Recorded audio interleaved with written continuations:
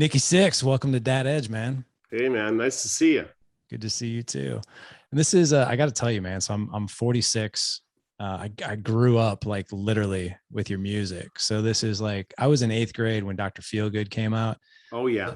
So yeah, man, this is like surreal for me. So it's pretty cool to Oh, meet you, man. fantastic, man. That's great. It's good to hear. I remember those years, like being in junior high and high school, and finding those bands, and we cover a lot of that in the first 21 book. Talking about the discovery of music, and I was a different earlier era than you, but we were literally would bring our vinyl like to school, like this is like my cherished like Zeppelin one and Sabbath one, and I'll trade you for a week with Uriah Heep and like Deep Purple, Burn album or whatever.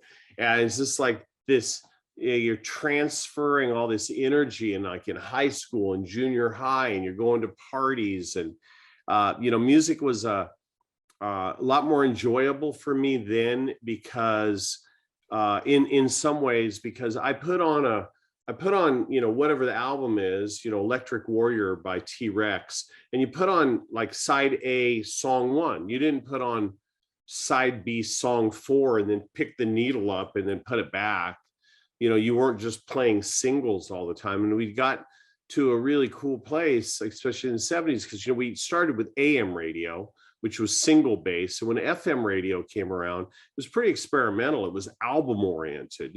Bands started to make albums, and then they would find songs on the albums to play, and then somehow they would mysteriously, a lot of people would all like sync up and agree that Stairway to Heaven is like the greatest song of all time. So they keep calling the radio station to play it. But those times were magical, and I talk a lot about that. And I think that the self-discovery of yourself as a young man or a young woman, and music and fashion and your surroundings, and how good of a support system you had, your family, good, bad, it all kind of makes us who we are today. Yeah, amen to that, man. And that's a really cool transition because, like I was saying, you and I share a very similar experience growing up with our own fathers, who unfortunately left the picture, right? Yeah. And I really wanted, obviously I've read your first book, watched the movie The Dirt, huge fan of that movie. And I got to tell you, man, like in the very beginning of the movie, I was like, wow, like there's that part in the movie that I'm curious that actually, if it really happened, where you call your dad. And Yeah. I remember being in that position myself, and it's very surreal. And unless you've been in that position, not Yeah. a lot of people don't really understand it. Yeah. But for you, what was your childhood like, man? Like without him around, what did it feel like? Well, the part of the cathartic, um, uh, good part of this book was when we went back and actually, making it only 21 years, ending on the day I changed my name legally to Nikki Sixx. I don't even form Motley Crew yet, but yet you'll see everything that happened in my life, and you'll go, oh, I get it when I listen to Too Fast for Love. Like it all like makes sense. But it's not a Motley Crue book. It's about a young dreamer, Frankie Ferrana, and that was my dad's name. And I was given a lot of information by my mom, and probably some stuff that you just are like, well, that guy's got to be a bad guy because he was never here. Right. And I found that like my dad wasn't as bad as I thought. I'm not saying he was perfect. He did leave. He did leave me. But we're starting to understand it wasn't my mom's version of the story, which was partial lies. That, as you know, somebody whose father left manifests in a lot of different ways.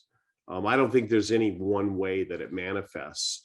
Mine came out later. Like when I was younger, I didn't even know, because I had my grandfather there as a male role figure. My grandmother was there loving on me. We were in the country. We traveled, meaning we moved from city to city, which was kind of traumatizing, but also adventurous. I spent time with lots of different kinds of people, spent a lot of time in Texas with a lot of, like, some of my best friends were, like, young Mexican kids. I got involved in that culture. And I still have this deep, deep love of Mexican people and Mexico also, because of that. And I lived in Mexico for a year. So anyway, it wasn't as bad as I thought, bro, to be honest with you. Like, I got pissed when I was in my late teens, and it fueled songs like Bastard and fueled stuff. But, I've never been a miserable guy. I just had some, like, wounds inside, and I didn't understand what to do with them. So as an artist, I got to, vomit them out, so to speak, write about them this way. So I have a lot of, especially because of this book, a lot of, like, really cool memories Mhm. of being a kid. And what I enjoy about this book is, I think my memories, if you read my book, are probably similar to some of your memories. I mean, the concept of, a lot of people that are fans of my band are like your age, a little older, a little younger, and then we have the new audience. But I'm sure you remember this. Come home when the sun goes down. That was the rule. There was no cell phones. There was no beepers. If there were, we didn't have beepers. We weren't drug dealers. And the sun's going down. You look at your Yeah. friends. You get on your bicycle and you bolt home. Dinner's on the table. And that was like some of those standardized things, like watching cartoons. Saturday morning cartoons were such a big deal because we didn't have things like 24-hour animation, cartoons all the time. So a lot of stuff was, like, really important to us when we were younger, like riding bicycles, looking at, checking out the girls in the hallway at school, discovering, whoever your favorite bands were, having those moments that are so important to being a young boy and a young girl. And I kind of, in a lot of ways, omitted them by evolving into Nikki Sixx. I was like, I'm leaving that behind. I'm going to leave that behind. And I left a lot of stuff behind that needed to be left behind, but also I left some stuff, like, you throw the baby out with the bathwater. I just didn't. I got to relive it and relook at stuff with a different view. It's fascinating that you say that. I was reunited actually with my own father when I was 12, brief period of time, very, very brief, 6 months. I ran into him by mistake when I was 30, and we've had a relationship now for the past 16 years. I'm That's 46 great. years old now. Yeah, it's been great. And your journey and what you just described is a lot like how I grew up. It's like when you're younger, you really don't, I wouldn't say you don't notice it, but you're not necessarily pumped up about it. You're not angry about it. It's just like, oh, well, it is what it is. Yeah. When you get older, some things kind of surface and that kind of thing. But at the same time, the way I look at it now, especially after all the discussions we've had, it's a lot like what you said. You know, my mom really told me like he was a lot of things that he really wasn't. Yeah. And she probably did that from a protection standpoint, but at the same time, like, my dad's a good guy and we have a good Mhm. relationship now. It's just good people sometimes don't make the best decisions. They make decisions that are best suited for them at the time. Yeah. And, people apologize and things move on, You can't live in the quicksand. You gotta get out of it. And sometimes the person that throws you the rope is the person you never thought you would ever talk to again. Right. Now, my memories of my dad um, I don't really have any. I have a couple pictures in these videos, but what I do have is family members that talk to me about my dad. And that was kind of like mind blowing. I'm sure when you ran into your dad, it was like, I'm not sure, like, where's this gonna go, but you just kind of probably let go and you had a great experience. I'm really happy for you. Thanks, man. When I was talking to my aunt and uncle specifically, and they told me things about my dad that I never knew. Like, my dad was extremely creative. like an architect. He could paint, he could draw, he could design. He was a big guy. He played football. He was very athletic. He was had a big personality. He was charming. He liked to fish. He liked to hunt. And I see parts of me in that, which I just thought, well, my dad, like, left me and my mom.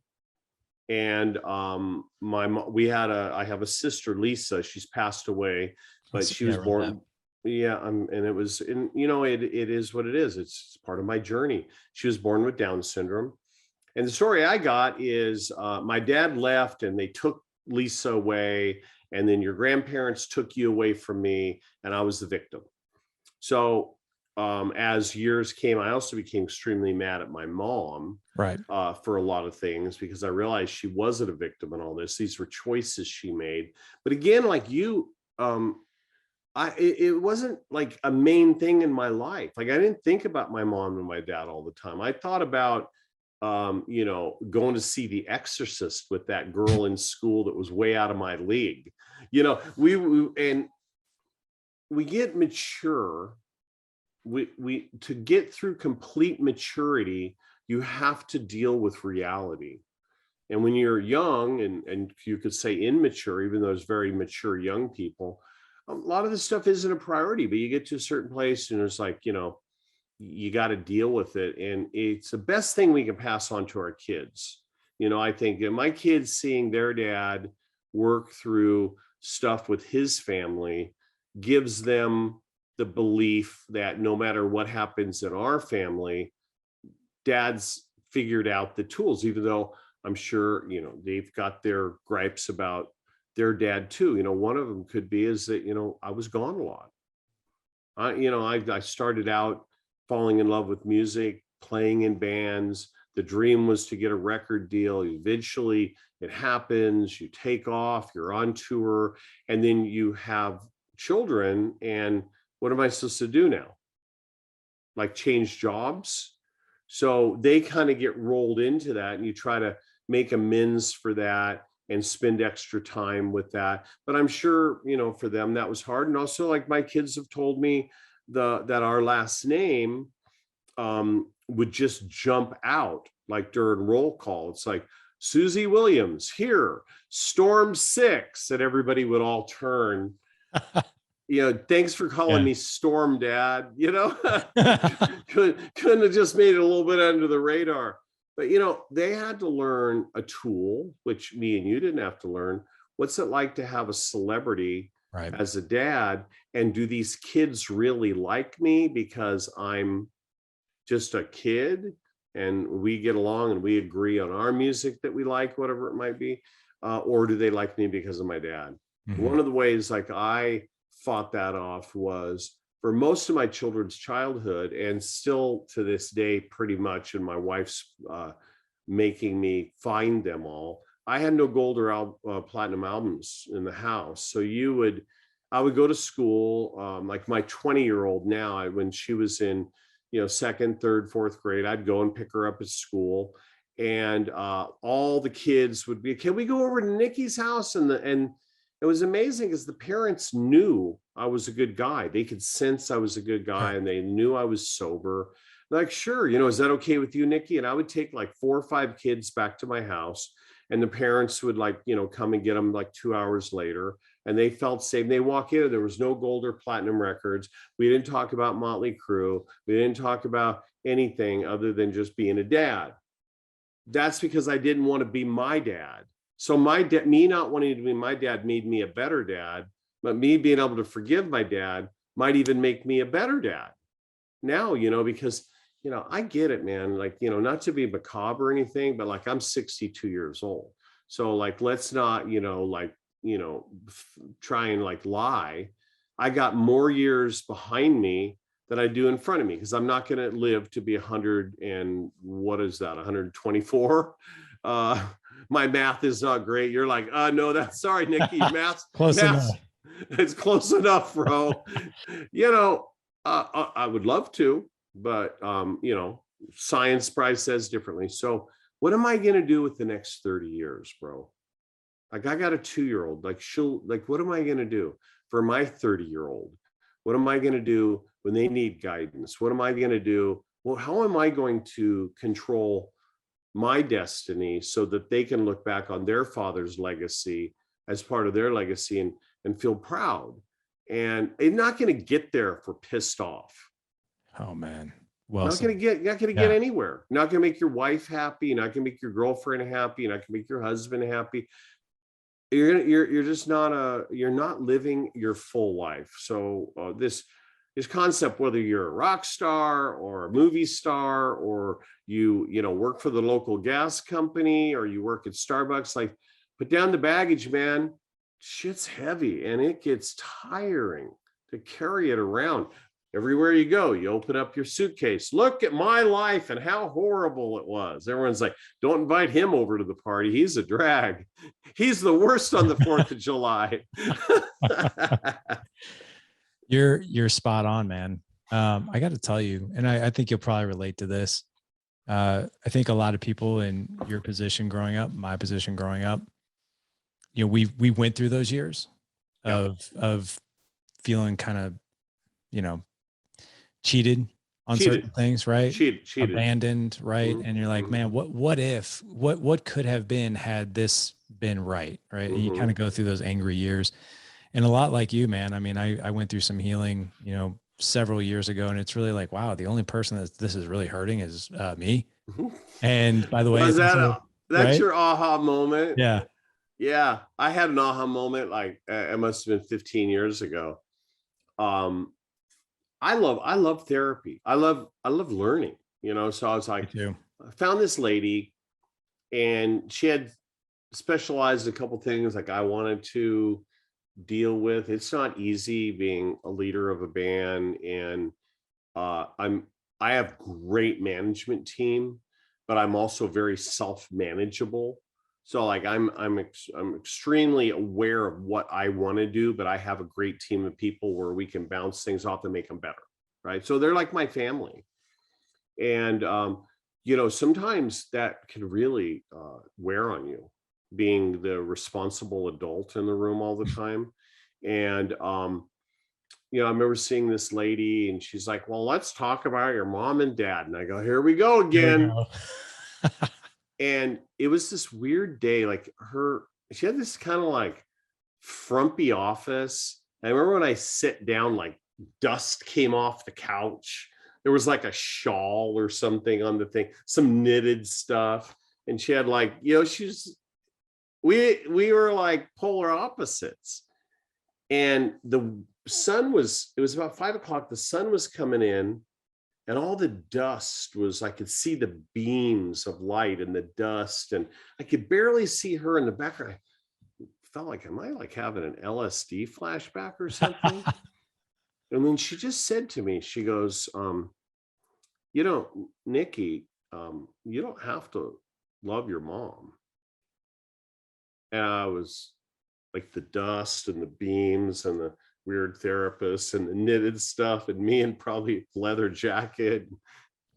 I was like, I don't, but I have to, because I'm her son. She goes, why? She left you.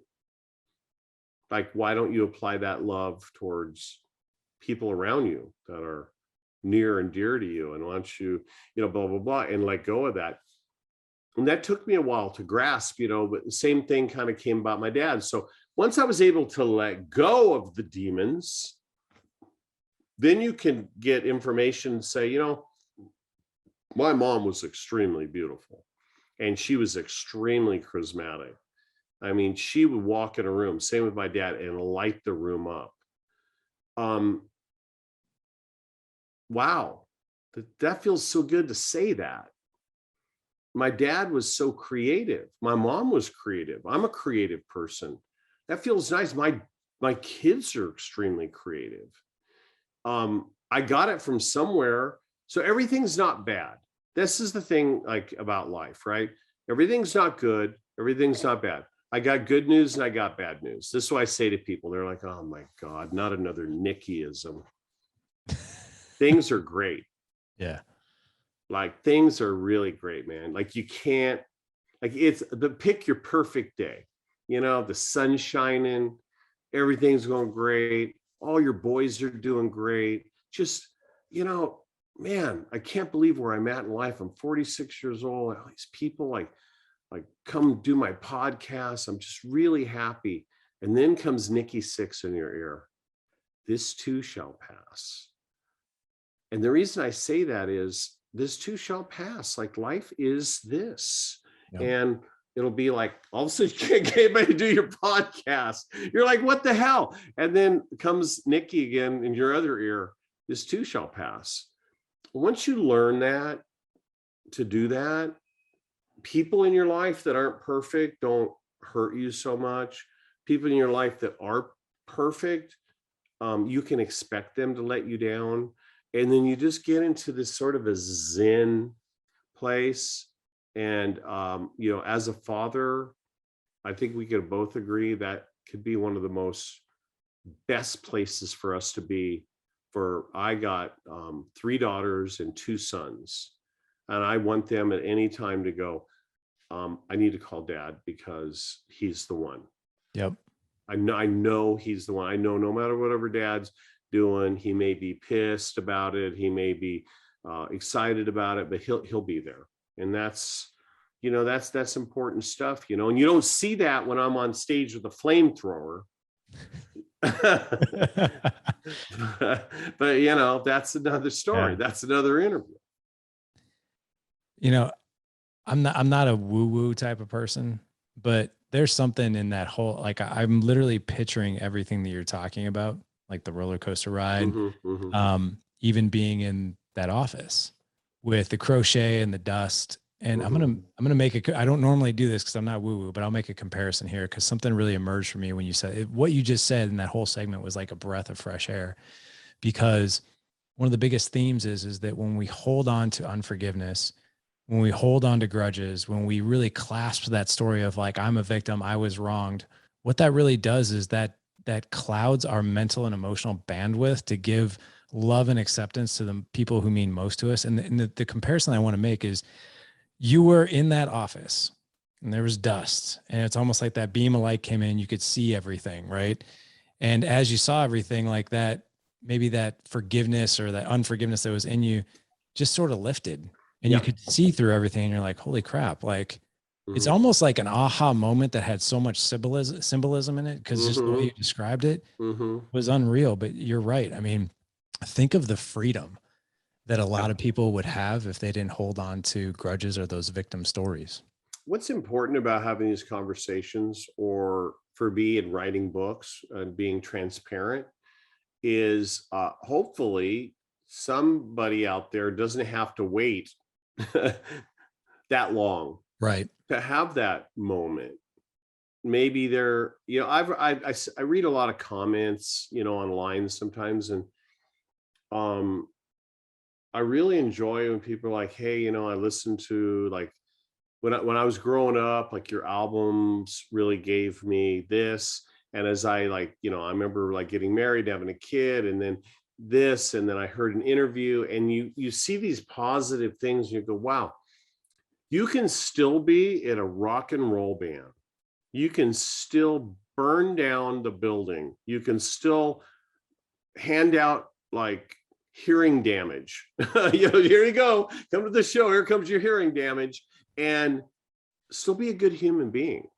And I always felt like I was a good human being, but I just was carrying around a lot of pain. And why not try to, through conversations, books, podcasts, you know, the way we lead our life, pass that information on. So maybe your son, when he's like 18 and he's like struggling, he's like, you know, I've heard so much positive from my dad that I'm gonna be able to get through this. It's not going to take me down. Yeah. And I love you being the go-to, or us, right, as fathers being the go-to. You know, we call that creating an environment of psychological safety, where, you know, I remember growing up, if something went wrong, I was like, holy crap, my mom can never find out, right? Because there was like punishment, guilt, shame, like all this stuff, like, you know what I mean? And not that I'm raising my kids without discipline. There's plenty of discipline to go around here. However, creating an environment where like when things go wrong, you're the guy, right? It's like, oh man, I can't believe this just happened. I'm going to call my dad. Right. What a gift. Right. Versus the other way is like, oh my God, I can't even imagine. Like, I'm not gonna, he can't, I don't even want to deal with that. Right. Yeah. So yeah, I agree with When that. in the book, I talk about this moment when um, I was struggling this idea of calling my dad. And in retrospect, it would have been great. I would have called my dad and he was able to be like, I'm there for you, son. I was struggling in Los Angeles. I was 19 or 20. Or come to San Jose and, meet your family and, but what I was really calling about was like, hey man, you owe me. And my mom partially did that. And so I have to forgive my mom. I didn't have the opportunity to call my dad and say, hi, it's your son. I know I haven't talked to you. I don't need anything. I just want you to know me. I want to know you. And things might have, been different. But, that's not life, man. Like it's not, that's why we write imperfect books that are like this. Look at these pieces of glass that we somehow glued together. And now we have it's together, but it's still got cracks in it. But the cracks, as with scars, I got so many scars on my body. Those are the strongest parts of my body, to go where I've been, cut open from surgeries, from breaking guitars, and that skin is stronger than the skin next to it. And so, there's positive in all this stuff. I'm really enjoying the positive. I'm enjoying the forgiveness. I'm enjoying that. And my daughter Storm said to me, Dad, you seem so happy. What a great Isn't that thing. awesome? Yeah. That made her feel, I don't think Yeah. there's any part of my daughter that feels like she has to take care of her dad, but to be able to have that openness that we can talk as adults, that's pretty rad, man. That's pretty badass, Yeah. to say the least. Yeah. One of the biggest compliments, you met my 15-year-old Ethan. And I think as fathers, man, we're super critical of ourselves, even when we're doing pretty good, right? We're still like, oh, it could be better. Yeah. Right. It's like, you always think there's always this element of like, am I doing this right? Am I doing it wrong? I'm not really sure. But my 15-year-old will always, he says things that it just makes me so happy. He'll be like, I love my life. And I'm like, wow. Yeah. Wow. Right. And it's not because like, we don't spoil our kids with like possessions or anything like that. I'm like, man, like why? He's like, basically the themes of what he says is, I love the environment that we have here as a family.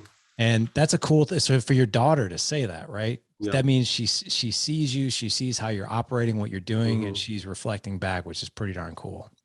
Growing up in Idaho, partially in Idaho, I got to spend a lot of time in the country. Yeah. And we hunted and we fished a lot, and especially fishing. And, I learned a lot of lessons about, nature and respecting animals. And if you catch a fish, you eat the fish. This isn't like, it's all about supplementing our income when we didn't have a big income. But we also, it made, like me and my grandfather especially, we had that in common. And we sold our house in Los Angeles and moved to Wyoming. And we live on this beautiful butte on 20 some acres. And we don't really see any houses, and the Grand Tetons are right there, and Sleeping Indian Mountains right there. And sometimes we have up to like 9 moose in a day during the rutting season, the mating season at our yard. And what I've got from watching the wildlife and remembering the wildlife from when I was a kid is they exactly have what you just said you have with your son. Like it is the male, they have a, they mate, they have a, the cow has, a baby, and there's a whole raising her, and the males are like protective. And then there's this whole thing that happens, and it happens this year and 20 years and 100 years and 500 years in the future and 500,000 years back. Animals got it right. Right? They got it right. There's not like the moose down the road telling the other moose, like, hey man, your mom's like a bad person. So I try to look at nature sometimes and how simple it is, and try to simplify my life, because I think as human beings, because we are intellectuals, we can sometimes think ourselves into a corner. Oh man, you're not kidding. No kidding, man. Here I am in the corner. My wife will be like, how'd you get in the corner? I thought myself into it. She goes, you're doing a great job. Why don't you just turn around and face the wall while you're at it? And you don't see that in nature. You know, nature has its ebb and flow, and it is what it is. And I've been paying a lot of attention to that, which in an ironic, weird, you're like, okay, Nikki's lost it now. I'm also thinking about music like that. Simplify the music, get the message out, get the story. Because I like to tell stories as a writer. I remember Vince one time was like, my God, how many words have you jammed into Shout at the Devil? And he was right, you know, melodically, but it also, he has that kind of voice that's like, bap, bap, bap, bap, bap, bap, bap, bap. So the words really fit in there. But in general, there was a collision course of a documentarian storyteller trying to get it all out there, yet, you know, unification with shouting at the devil, you know, against the enemy, against the perceived enemy. And I'm trying to like go, how can I take one note, like when I first started, and one idea, and not change? Strawberry Fields Forever is a great example. This song just kind of stays here, and John Lennon's melodies just change and go, and you don't even know that. So nature's like really good for me right now. It's, you know, pandemic, we're up there, we're away from everybody, we're thinking a lot. It got me to write a book, some new music with my partners in 6 a.m. Now I'm on to another book idea and another idea that we just came up with, and working on a children's book with my wife. So I need to go on tour, stop this thing. That's a creative mind, man. You know, oh right? my God, it's wrangling cats, bro. It's wrangling cats. if you are in a certain environment, so I'm working on my 4th book right now, and I've been telling my wife, I was like, if I go away to like Colorado or in the mountains somewhere for 5 days, I can knock out the last half of this book. I know I can. Absolutely. Right? Yeah. It's hard. I picked up a guitar the other day. I play bass, obviously. I picked up a guitar the other day, and I was like, man, I'm rusty. And then I looked over at my 2-year-old, and I go, if I could go to Colorado for a couple months, I'd come back and I'd be shredding, you know. So time, we're like constantly having to deal with time, whether it's with our age or the people we love around us evolving and changing, and us changing. And do we have enough time to get that last half of that 4th, and then the 5th, then the 6th book done? Oh, now time management's another thing that I've been trying to work on. I never wanted to, I didn't think I ever wanted to do another band. So I did a band called 58, which was an experimental project. Did a band that was kind of power pop punk called Brides of Destruction. Really loved that. We did 6 a.m. Obviously I have Motley Crew, but the bands I only ever wanted to just be in a band. I'm now, this is my, you know, 3rd book by myself, 4th, including The Dirt. Never thought I was like going to write books and do photo exhibits, galleries with my photography. I thought I was just going to be like, I just, you know, when I was in Idaho, I was like, I'm going to be in a band and I'm going to get a hot girl, and maybe one day I can afford a sports car. You know what I mean? And then you end up, you know, realizing that this brain that we have is an asset. Oh yeah. But how do we manage it and not take attention away from our family? Yep. That's hard. It's very hard. It's obviously a difficult balance. It's one of the number one things, obviously, that we see guys, that what they face. I'm really curious about sobriety for you. Like I saw on Instagram, 20 years, right? This year, 20? Yeah. Yeah. Yeah. So, I'm just really curious. What are some of the most amazing benefits that you've seen with doing that? Sobriety is such a gift, but I do want to preface it by saying, and I think that people should talk about this a little bit more. When people get sober, a lot of people get newly sober, and we'll talk to them, and they're like, "This sucks," because you've been using Band-Aids to cover these wounds. But what you don't realize when you pull off the Band-Aid, once you really look at it, it's not as bad as you thought.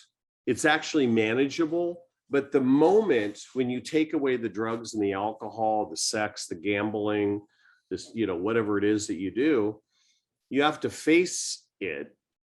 But it's through facing it that you will change your life and everybody around you's life. I always say, if you don't believe me, then prove me wrong. Get sober for 1 year of your life. Throw yourself for 1 year of your life. That's all. Not 1 year and a week. I won't trick you at 1 year and say, let's do 2. Give me 1 year of your life. Come back and talk to me. And people will say, in the last year of my life, my marriage, we were on the, way to divorce. My kids would have had to live through divorce. I was on the verge of getting fired from the company that I started, whatever their story is. And now all this stuff has happened. So sobriety is something to embrace wholly, not partially. And I threw myself into it. And, the reason I wrote the Heroin Diaries was because of, showing what addiction looks like, but also what recovery looks like. But if you know anything about me lyrically, or my photography, or even the new book, and I'll get to the photos in the book in a second. It's about being completely responsible and transparent. Oh, that's not always glamorous. So you have to have some courage. And I'm just saying, I learned that from some old timers. And in the book, the new book, even though it seems not to be a big deal, I really sought out pictures where I wasn't a rock star yet. I think this bowl haircut and these horrible glasses. My grandfather was not going to let me grow my hair out. It didn't matter how many times I listened to, Deep Purple or whoever it was. I wasn't going to look like that. And I'd have my grandmother making me bell-bottom pants, and he was like, "What do you wear? You can't wear those on the farm." The point is showing yourself. Wear bell-bottoms on the farm. You can't wear bell-bottoms on the farm. By being honest, you can help other people. Yeah. Like, we all have awkward stages. We all have dreamer stages. We all have stages where we go for it and we fail. And then we all have moments where we succeed. And if you share all that with people, I think whether it's for being a dad or husband or whatever you do for a living, you can inspire people around you. And I believe that you need to give back more than you take. I agree, man. I love that reflection. I think sobriety scares a lot of people. Just being totally transparent. Like I drink right now as we're actually we're doing this show right now. I'm actually leading 30 plus men through a 90-day sobriety challenge. So we're all doing it. So alcohol is not a big part of my life at all. Mm-hmm. But I will say this, I was challenged by a friend of mine. He's like, "Hey man, 1 year, no beer." So we did, I did no alcohol on January 1st, 2016. I didn't have my first drink until the following year, February 3rd. So I went about 13 months and a week. Mm-hmm. And it really wasn't that difficult, especially after I got past the first month. Cause I started looking at things. I'm like, oh man, I got this wedding, I got this thing. And like, you know what I mean? Right. It's like, Yeah, oh yeah. and the funny thing is like all my anxieties and perceptions of like, oh, people are going to think weird if I'm not drinking. They're going to wonder why do I have a problem? Like they're going to think that I'm better than them. And none of that would actually ever came true. In fact, the funny thing is like when they found out I wasn't drinking, that actually became a topic. You're like, oh, well, I think I want to try that. And I'm like, how is this Yeah, happening? Right. You yeah, know, yeah, yeah. but that year was such a cool experience. Right. And then I went back to it and I socially drank. I never really got Sure. that much into it. But then now that I'm doing this 90 days and we're 35 days into it, as you and I are recording, I'm like, man, I kind of forgot how good this really feels, even though I Mm. didn't drink a whole lot before, but I forgot how good this actually really feels, Mm-hmm. like how alert Mm-hmm. I feel, how productive, how clear. Like it's a good feeling. I we are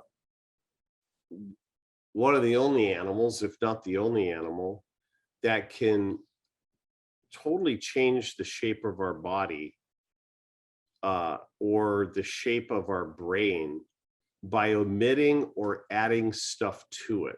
It always amazes me. I'm like, well, you see a gorilla and it's super muscular and it's developed over how many ever, you know, millions of years because he has a job in the jungle to do, right? And then there's other animals, but none of them can, completely change, or they don't have the intellectual ability to do like, I'm going to omit sugars and fats. I'm going to eat more protein and I'm going to push this stuff around, metal weights, and I'm going to change the shape of my body and improve my cardiovascular ability by riding an exercise bike or running or doing, and improve the oxygen level in my body. And by omitting beer for 1 year from my life, it is so interesting to me. I'm an addictive person by nature. So I'm like, what can I get addicted to now? I think I'm going to become a vegan. And I was like, wow, that felt really good. Now I think I'm going to do this. They're healthy choices though, right? Yeah. And it's cool, man, to like challenge yourself sometimes and like learn little lessons and stuff. Just because you omit beer or alcohol or wine from your life doesn't necessarily, you don't have to do it just because you're an alcoholic. I like what you're doing is kind of this 90-day challenge thing, getting a bunch of guys through it. Stag meetings in general, the concept of men talking to men more than just one-on-one, getting 3 and 4 men together. That was a challenge for me in the beginning because I didn't realize I didn't have real male like support. Like Ethan's got a male support system in his dad. When I go hang out with a bunch of his friends, doesn't feel weird. But I remember like my family was a band, right? But then when I got sober and I went to men's stag meetings, 20 or 30 men, and they would share their strengths and their weaknesses. It was intimidating for me for some reason. And I think I track it back to the parenting thing, So like, but I learned from that, right? I just think there's this opportunities we have, like in the short time we're here, to be like, I'm going to omit something from my life and learn Yeah. something from that, or I'm going to add something to my life. A friend of mine during the pandemic challenged himself, lived by himself, challenged himself to I think it was walk 6 miles a day and listen to whatever it was, something, how many records, complete top to bottom. Right. So this became his routine, 6 days a week. He did this long walk, didn't make any phone calls, only listen to music. And he talked about how his body changed, his psyche changed, his sleep changed, his things to talk about changed. I guess it's simple. It's so simple. Walk and listen to music. But life gets crazy, man. It's like you got Instagram, you got TikTok, you got Twitter, you got Facebook, you got emails, you got phone calls, you got Netflix. It's like, need to simplify. I agree, man. I agree. simplification to me brings more joy. I think a lot of people would agree with that, and speaking of generational intelligence, we're talking about like advising, especially now with all the distractions. I have one more question for you, but the question actually isn't mine. Okay. And then I obviously want to share where everybody can find your book. Okay. Would you have any objection if Ethan jumped in and asked a question about? I'm so ready. Come on, Ethan. There you go, E. Yeah, right. All right. So what advice would you give a teenager in this generation? Wow. Big question. Fantastic question. The thing that scares me, Ethan, is, this is like going to be like a fully loaded shotgun blast. Okay. So, you're going to get some bad information here and you're going to get some real information here. And when I was a kid, we had marijuana, which was very illegal, by the way, and sneaking a beer. And, you could go to your friend's house and if, you sneak a bottle of vodka, whatever. So we were being kids. I don't necessarily agree with it. Like, hey, we're just being kids. I don't necessarily think that's a good thing. Boys will be boys and all that kind of stuff. Okay. So in my story is different than a lot of other young people's stories because I got playing rock and roll and it became part of the lifestyle. Well, the advice I would say is the drugs that are out there are not hit off of a joint or a beer. They'll kill you. And that scares me so bad for my children. I can't imagine if there was fentanyl laced hash, fentanyl laced. I read a story the other day where a guy, these comedians, they did a show and I think it was a joint. They shared a joint and 4 of them died. It was laced with fentanyl. It's so dangerous out there right now. That's the thing I would say is like, if you can find a way around, if there's any peer pressure in your life, that's abound beer and alcohol, alcohol and drugs, try to take a real look at that because it's more dangerous than you know, and you don't need it. You're young. Like there's a lot of stuff that you want to focus on right now. And I had to go through a time where when I first got sober, I had to lose every single one of my friends. And it was a very challenging time. But I threw myself into health and fitness and I built new friendships and I wrote this album called Dr. Feelgood and the band was closer than ever and all this great stuff happened. So I'm just, to any young kids out there, try to look at the peer pressure and ask yourself if that's something that you want to take a chance on. You want to take a chance. I got a million musical things I could talk about and things like that, but that's what scares me the most. It really scares me. We're in an Airbnb out in California right now, and there's a high school right up the street where we used to live around here, and a couple of my kids went to. And I just heard a local story about a couple of football players, like star football players. They died, and it wasn't like they were like doing tons of cocaine and drinking gallons of vodka. They literally went to a party and there was something laced there, and you got these athletes, not like, what I mean? They're healthy, they're young, and they're dead.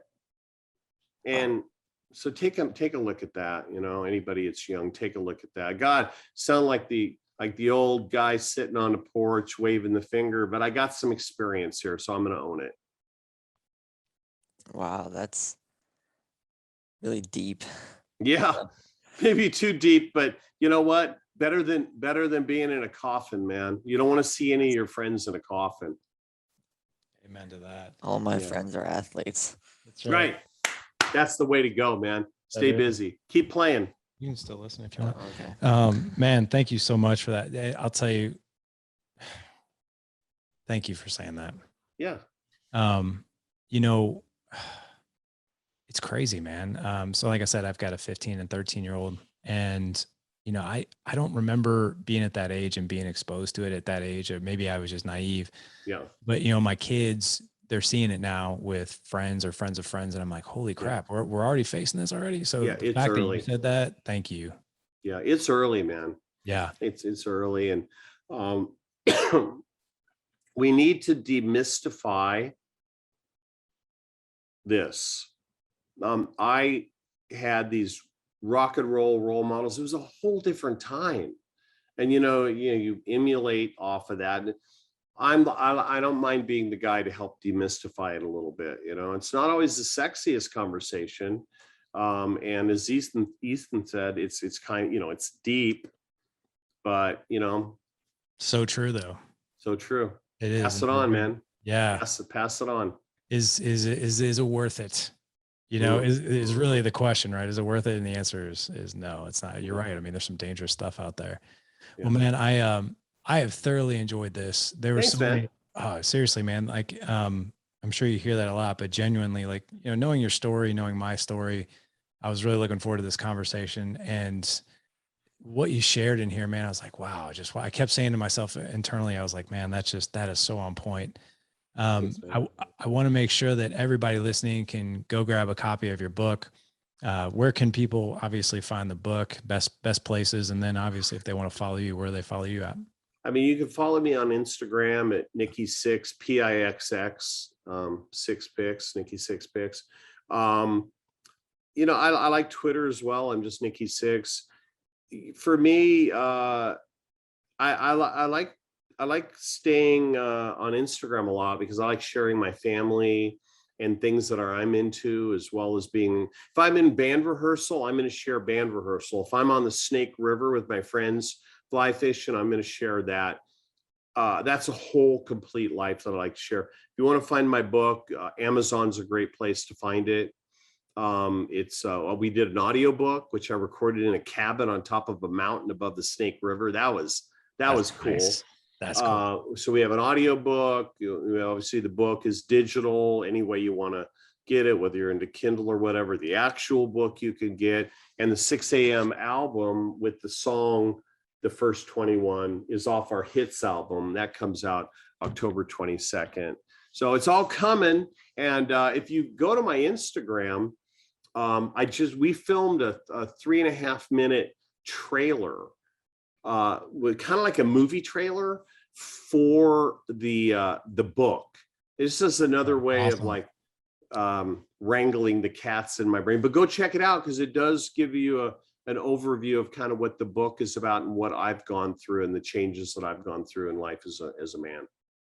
Dude, that is so cool. We're going to have all the links in the show notes. We'll even have that trailer in there too. I obviously follow you on Instagram, but we'll have all your handles in there. Thanks, man. Yeah, the book, the trailer, the whole 9 yards. Gentlemen, if you want to go follow Nikki Sixx, I highly encourage you to pick up his book, The First 21 by Nikki Sixx. Just this amazing conversation. And you can find everything at thedadedge.com/343 for this show. Nikki, this has been an absolute pleasure, man. Thanks, man. Really enjoyed this. Thanks. I've enjoyed it too. It's been great. Me too. So have a great day, and we'll do it again next time I'm around. Whatever the new thing is that we pull out of the sky and turn it into reality, we'll talk about it again. All right. Love it, man. Love it. Thank you for coming on. Okay. Bye. Thank you. Have a good day.